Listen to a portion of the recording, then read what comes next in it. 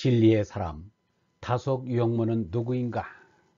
26번째 시간입니다.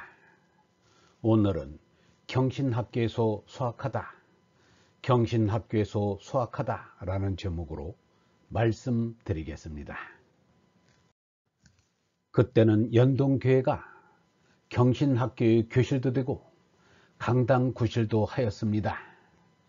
연동교회 신자가 경신학교 학생이 된다는 것은 너무도 자연스러운 일입니다. 유영모는 1907년 6월에 경성학당을 마치고 경신학교에 입학하였습니다. 경신학교라고 이름한 것은 1905년부터입니다.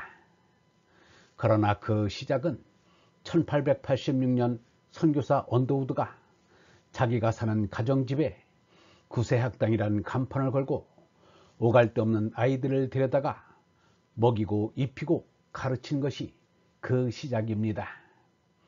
1899년 정부에서 중학교 학제에 대한 대강령을 발표하자 이제까지 육아원 및 서당구실을 겸하던 학당시대의 핵을 긋고 정식으로 중학교 교육기관으로 재출발하였습니다.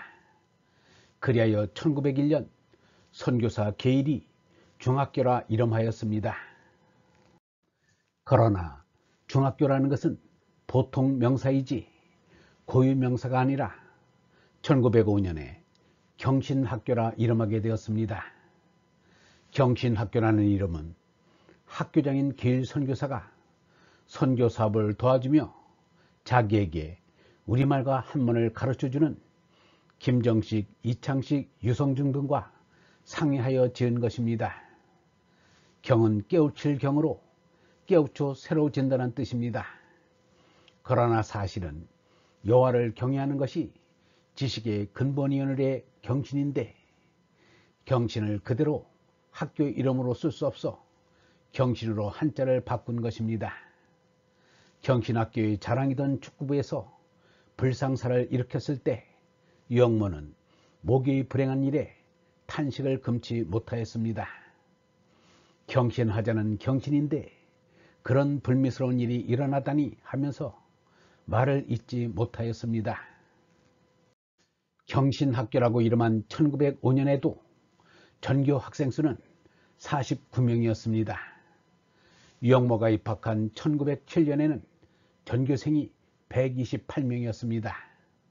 유영모는 36명의 그부와 함께 공부하였습니다.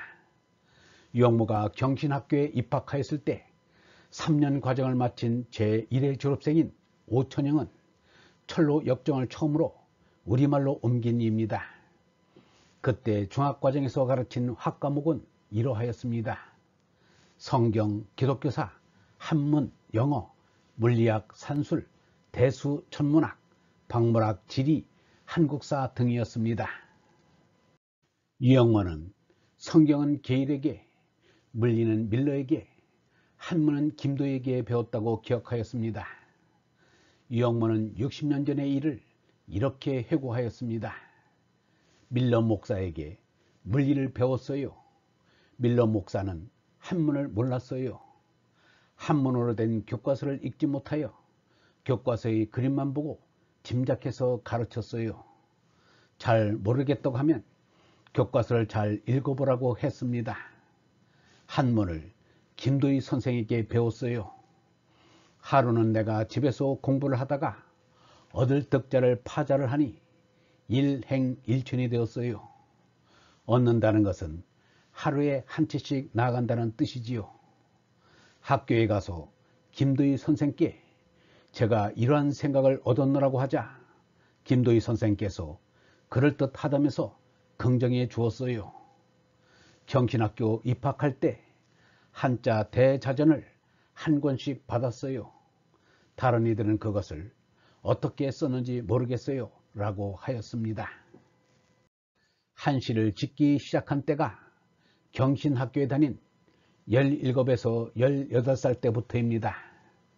그때 일일역행이란 한시를 지었는데 그 시를 뒤에 해상하면서 개작하여 긴 연시가 되었습니다. 그러므로 이것을 18세 때 지은 맨 처음 시라고 소개할 수가 없습니다. 생전에 이 시의 원형을 알아내지 못한 것이 못내 아쉽습니다. 그 시의 특징은 한자의 파자를 많이 활용한 것이 특색입니다. 그때 파자에 관심이 컸음을 보여줍니다. 경신학교 입학 때 받은 한자 대자전을 가지고 한자 공부를 많이 하였다는 것을 알 수 있습니다. 그 대자전에는 한자의 형성을 어원적으로 분석해 놓았습니다. 아직도 그 대자전은 유적이 복원하고 있습니다. 유영모의 강의 시간에는 을의 한자의 어원 얘기가 나옵니다. 한자의 어원을 알면 어려운 한자의 뜻을 알기 쉽고 기억이 잘 되고 재미가 있습니다. 유영모의 강의를 많이 들은 함석헌도 어원을 밝힌 자전을 구하여 노자 장자 강의 때 많이 활용하였습니다. 유영모는 한자로 생각하고 나타내기를 잘 하였습니다. 한시를 잘 지낸다는 말입니다. 아놀드 토인비가 영국 사람이지만 어릴 때부터 그리스어 공부를 많이 하여 시상이 영어보다 그리스어로 떠오른다고 하였습니다. 그것은 어릴 때의 버릇이 그렇게 만들었을 뿐입니다. 3살적 버릇이 80까지 간다는 속담은 이를 두고 하는 말일 것입니다. 유영모는 자기가 한시를 많이 쓴 데 대하여 이렇게 말하였습니다.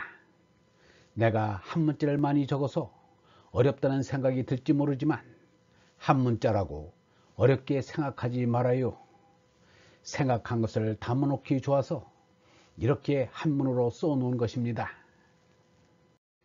새 시대의 신앙이라는 이 사람의 글을 읽은 소감을 말하는 가운데 동일과 합일의 차이에 대하여 이렇게 설명하여 주었습니다. 동일은 물질적인 것이 같을 때, 그리고 합일은 정신적인 것이 같을 때 써요 라고 바로잡아 주었습니다. 유영모는 졸업 연도에 교사로 증발되어 가는 바람에 경신학교를 졸업하지 못하였는데 이 때문에 경신학교 동문대접을 받지 못하였습니다. 경신학교 이름으로 학교에 다닌 적도 없고 민노학당을 다닌 도산 안창호와 언더우드 학당 출신인 김규식은 경신학교 동문 출신임을 내세웁니다.